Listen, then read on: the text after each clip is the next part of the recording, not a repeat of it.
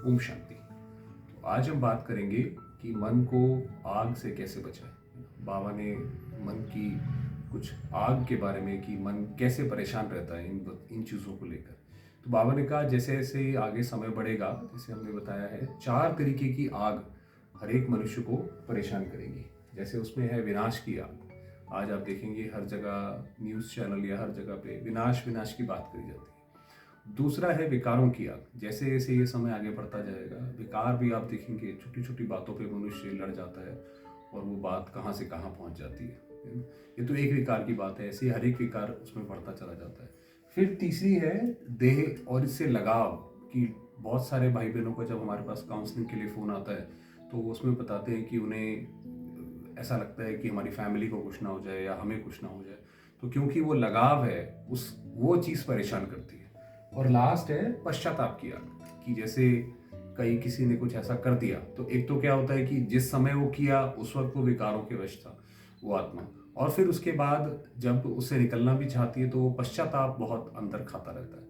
तो बाबा ने इसका क्या उसका तरीका बताया कि सबसे पहले तो बताया कि नथिंग न्यू। ये बाबा ने एक नया ही तरीका जैसे हमें जीने का बताया है। दुनिया में तो जब कोई व्यक्ति कुछ करता है तो अपनी बुद्धि में हमेशा उसको करेक्ट करने की कोशिश करता है कि अगर ये व्यक्ति ऐसा नहीं करता तो ऐसा होता, काश अगर ऐसा नहीं होता तो ऐसा होता था।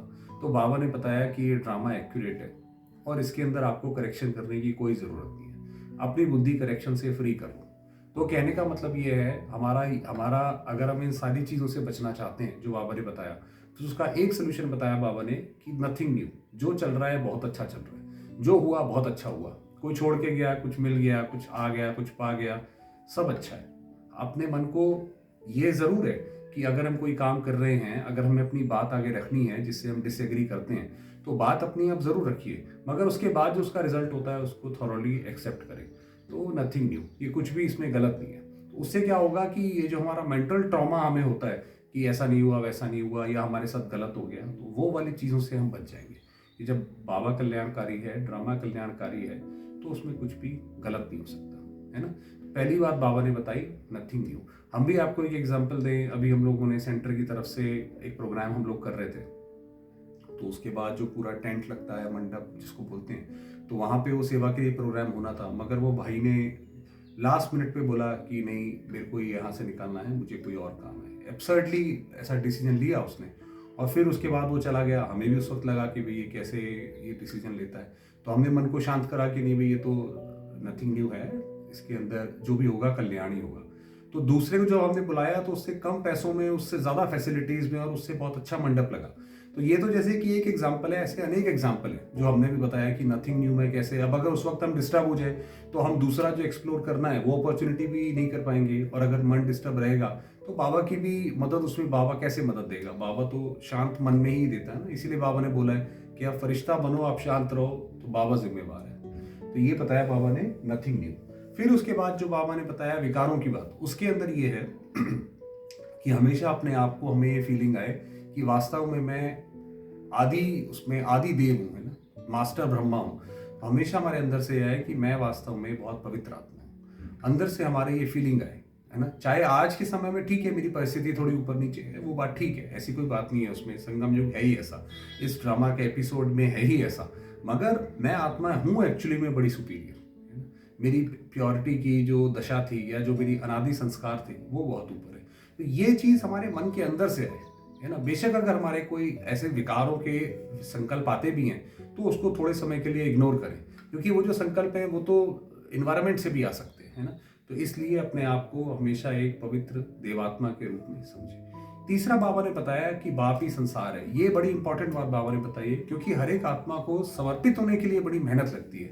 आप सोचिए, ब्रह्मा इतनी बड़ी आत्मा, जब शिव बाबा ब्रह्मा बाबा के तन में आए तो कोई पूरा ज्ञान नहीं दिया था उस वक्त बाबा को, मगर तब भी बाबा ने पूरा समर्पित कर दिया। ये भी नहीं सोचा कि आने वाले समय में क्या होगा, किसी थोड़ा सा भी पैसे की जरूरत पड़ेगी तो क्या होगा।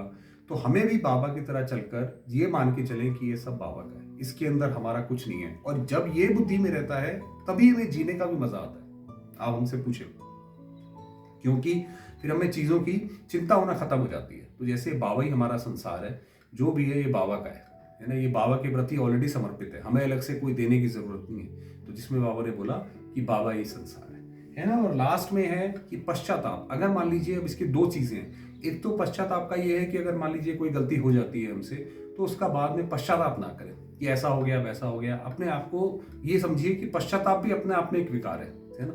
तो एक तो उसका पश्चाताप ना करें, और दूसरी बात अपने मन को, क्योंकि कभी कभार हमारा मन हमें खाली महसूस होता है, उसमें भी पश्चाताप होता है कि हमारा जीवन या तो व्यर्थ है, तो हमेशा अपने आप को प्राप्ति स्वरूप में रहे कि रखें। क्या मतलब है कि हमारा मन हमेशा ये सोचता रहे कि हमें बाबा से क्या प्राप्त हुआ है। जैसे बाबा, आप देखिए, हमें जब देखते हैं तो बाबा हमें बताते हैं कि बच्चे, बाबा आपको 3 स्वरूपों में देख रहे हैं ना। बाबा आपको ये सौगात देते हैं कि बाबा सदैव आपके साथ हैं, है ना। तो दुनिया के मुकाबले हमें क्या क्या चीजें ज्यादा प्राप्त हुई हैं। तो हमेशा आप अपने मन को जब ऐसे करके खुश रखेंगे, तो आपको ये पश्चाताप वाली आग है ये भी नहीं होगी कि मेरे पास ये नहीं है या वो नहीं है। कभी भी अपने आप को कंपेयर करने की जरूरत ही नहीं है।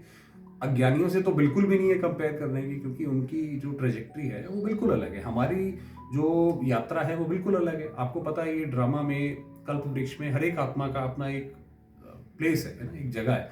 उसी तरीके से ये तो एक जिक्सॉ पजल है जिसके अंदर हर एक आत्मा का पार्ट अपना है। तो हमें दूसरे के साथ कंपेयर करके अपना मन दुखी करने के लिए कोई उसकी जरूरत नहीं है। तो अगर हम इन चारों आग से बचना चाहते हैं, अपना ये सुखमय जीवन बिताना चाहते हैं, खासकर इस समय, तो बाबा ने जो ये 4 चीजें बताई हैं, इसका हमें फॉलो करना बहुत ज्यादा जरूरी है।